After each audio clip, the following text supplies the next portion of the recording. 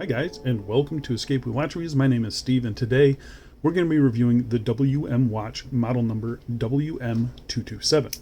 I received this watch for free. I don't have to send the watch back, but you guys know the deal by now. No matter how I get a watch in on this channel, whether I buy it myself or it's sent to me, you're always going to get my honest opinion every single time. And if by the end of this review you want to pick one of these up, I'll be leaving a link down in the video description. That is an affiliate link, so if you use that link, you don't pay any extra. I just earn a little bit of commission. It helps keep things running. It's an easy way for you guys to help support the channel, so I really do appreciate the continued support. The retail price for this watch, it's a little difficult because I am in the US and we do have the tariffs included. I'm seeing this for $178 after taxes and fees and an odd $18 shipping charge. The watch is going for $200 on the official site, so I'm saying the retail for this watch is $200 US. The watch comes in 4 different dial options here, each representing a different season. So here we're looking at the autumn colorway, which is probably the least appealing, at least to me personally. The watch case is made of 316L stainless steel. It has a sapphire crystal with anti-reflective coating, a screw-down crown, screw-down case back, 100 meters of claimed water resistance, and the watch is powered by the Seiko NH35 automatic movement. So this is WM Watches, their attempt at a colorful, go anywhere, do anything style of watch. There's lots of competition out there from brands like Watchdives, San Martin, even Pagani design. So this one has to stand out, or it might get lost in the sea of, textured dials, go anywhere, do anything style of watches. So let's see if it does. And before we do a quick wrist check today. Wearing my Omega Seamaster. This is the GoldenEye quartz version. Just sourced a OEM bracelet for it, which needs a little bit of work. Maybe that could be a cool video. I don't know. We'll see. Alright, so let's talk about dimensions. We have a case diameter of 39 millimeters, 12.5 millimeters thick. We've got a standard 20 millimeter lug width, a lug tip to lug tip of 45.1 millimeters, a total length of 51.4 millimeters, and sized up for my 7.5 inch wrist with 2 links removed. It weighs 145 grams.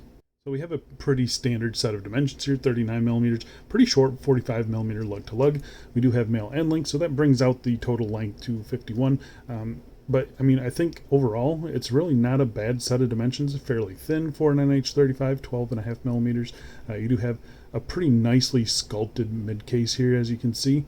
We'll get to that here in just a little bit, but I mean, I think it wears very nice. It's been super comfortable, a little bit heavy because the bracelet doesn't really taper much, so a lot of the weight is there, but it feels very good and balanced on the wrist. So I'm going to go outside right now and throw it on my wrist for you. And here we are on my 7.5 inch wrist, and I think it wears pretty good. Pretty stocky and short. There's a little bit of turn down to those lugs like I mentioned. It fits me very nicely. It feels very balanced, even underneath this oak tree, which most watches struggle with. It does a pretty good job. So there's some air coating at work here. It's not the best air coating, but it's definitely there. But I like all the little polished accents on it. And here we are in some direct sunlight. There you can see that really textured dial there. Looks pretty good. Not my favorite, but definitely different, that's for sure. But I do think it looks pretty good out here in the sun. The bracelet feels nice as well. Overall, pretty happy with it, but let's go throw down some straps. And here we are on a sailcloth strap. I'll leave the link for this down below. It's a decent strap, pretty cheap too. I think it looks pretty good on this as well. What do you guys think of that one? No issues with strap clearances either.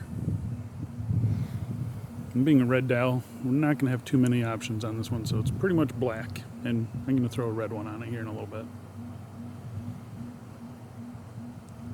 And here we are on a dark brown hemsuit leather.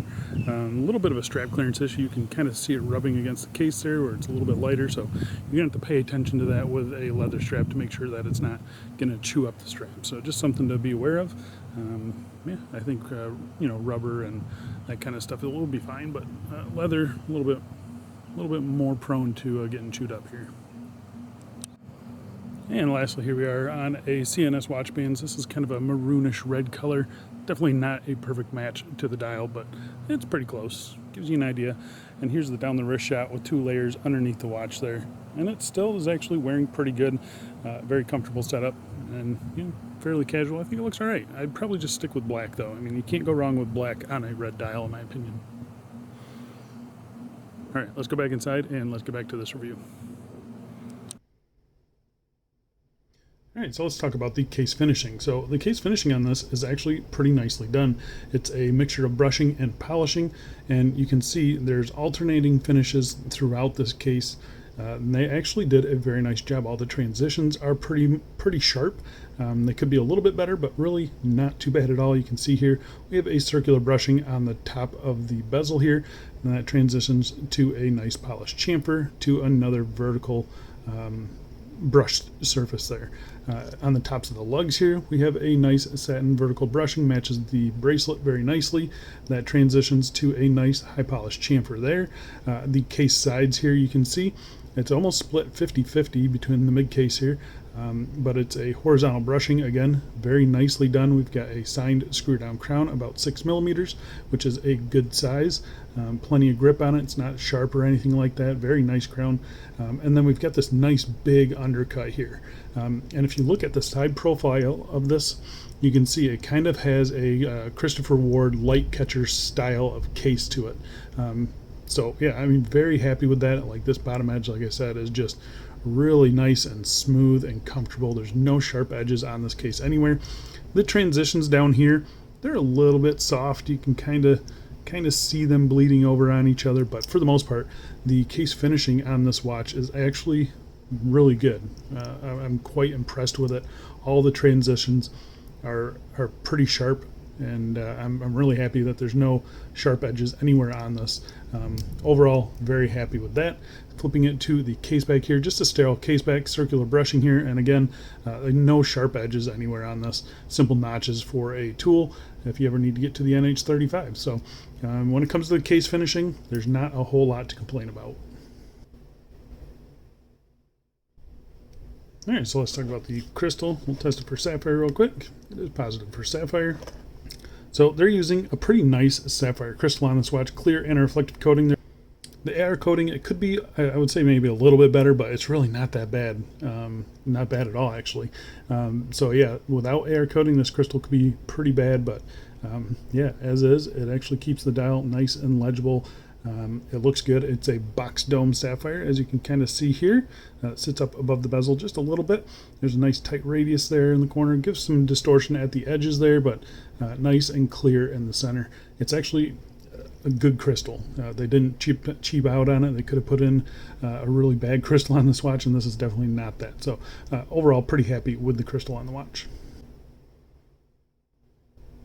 All right, getting in real close, we'll talk about the dial on the watch. And the first thing that kind of punches you right in the face is the texture on this one. All the textures are different between the dials. So this is autumn, and it represents a leaf and the kind of the veins that go through a leaf. It's a really nice fume red dial. I think it, for the most part, looks okay. I'm not a huge fan of the dial texture, but I think it's done in a way that it doesn't look cheap. I'm just not a fan of it. Now, that might be just me. Maybe you guys like this one, and if you are, then I see no reason to not get it. I mean, it looks very nice. You have an applied WM watch logo there, applied indices at all the hour markers, even at the 6 o'clock here where there's a date. There's also an applied little window there, so that's nice to see. You do have a color match date wheel. Again, nice to see.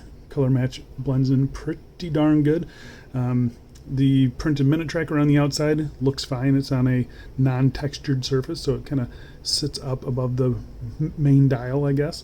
The applied indices, as you can see, they are, we'll get real close and hopefully you guys can see, but they are brushed on the top surface.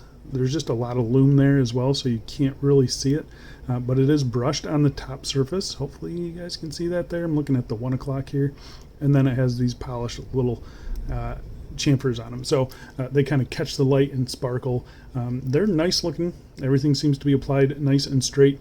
The handset that they chose, really cool handset. I like it a lot. Again, it's kind of the same thing where it's got brushing on the top down the middle, polishing on these chamfers. The seconds hand here, it's got a pretty cool counterbalance. It's a fully brushed seconds hand, except these little polished accents on the counterbalance there, as you can kind of see right there. So I think the handset looks really good. It's a good size. It doesn't get lost on the dial or anything like that. And it's actually okay on Lume. So I'm going to pop up a Lume shot here. You can see it against a couple other watches in the collection.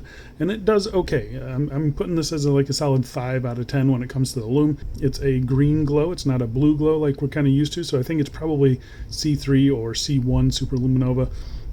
There's just not a whole lot of area for them to apply the Lume on it, so it does seem to fade pretty quickly, but the Lume is actually pretty decent on the watch. Alright, so let's talk about the movement. So we have the NH35 from Seiko inside. It hacks, hand winds, has a bidirectional winding rotor, roughly 40 hours of power reserve. They're accurate enough, they are reliable, they're cheap, they're easy to work on, easy to replace if you ever need to, easy to find parts for if you're into that as well. So yeah, they're great movements, and yeah, I've got no issues with them at all. This one has been running pretty good. To operate the movement, unscrew the crown here at the 3 o'clock position. Functions great. First position is your hand winding, feels exactly like an NH35. We'll make sure we're out of the danger zone here. Okay, we are out of the danger zone, so you can check. There's the hand alignment, spot on there, so that's nice to see.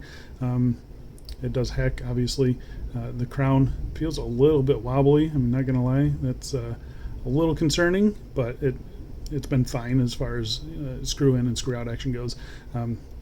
We'll check the alignment of the date here.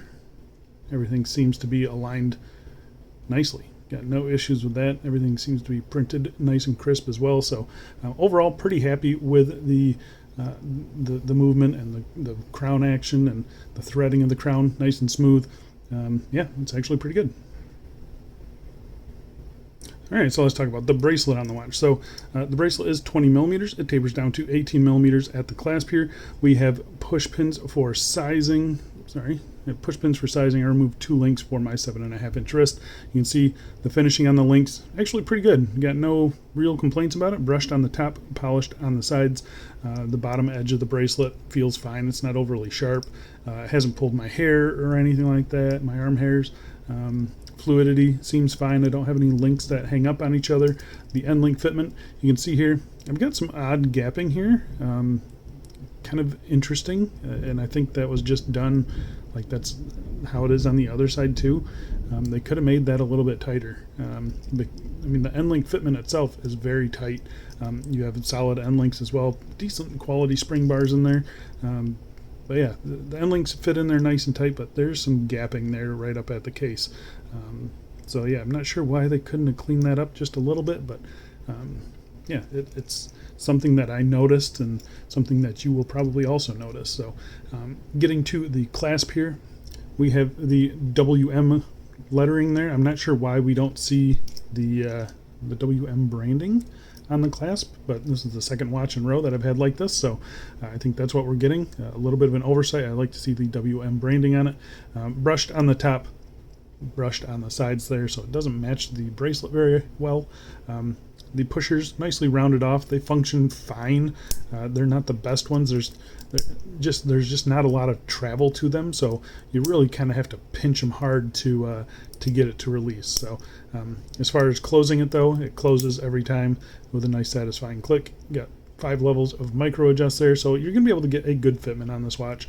You know, there's some heft to the bracelet, so it feels pretty solid. The tolerances, they're okay. They're not bad at all. I've definitely seen far worse from, you know, Pagani design and stuff like that. So this is definitely a step up from Pagani. So yeah, it's a pretty decent 3-link, you know, oyster style of bracelet.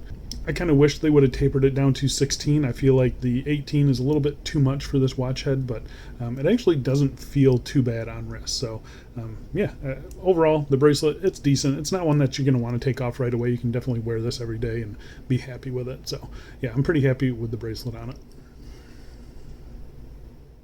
So there you go, guys. That is the WM watch, model number WM227. Really interesting dial texture on this one. The other ones, they're a little bit more subtle than this one is, and I kind of like those colors better than this one. So go check out those ones if you want to. Really nice go anywhere, do anything style of watch. I think if the price really is $200 US, they're kind of pricing themselves out of the market. I think it should be closer to like $150 at the most, I'd say. I'm not seeing anything here that really puts it, in that $200 price range for me personally. There's just too much other competition from other watches out there. Watchdives, their WD003 and 005 are both just as nice, if not nicer than this watch in some aspects, and those ones are cheaper. So yeah, I don't know. This one a little bit of a head scratcher for me, I think, but it's not a bad watch. Again, it's not a bad watch. So if you are interested in this watch, head down to the video description, go check it out. I think that's it for me, though. Thanks a lot for watching, guys, and I will see you in the next one. See ya.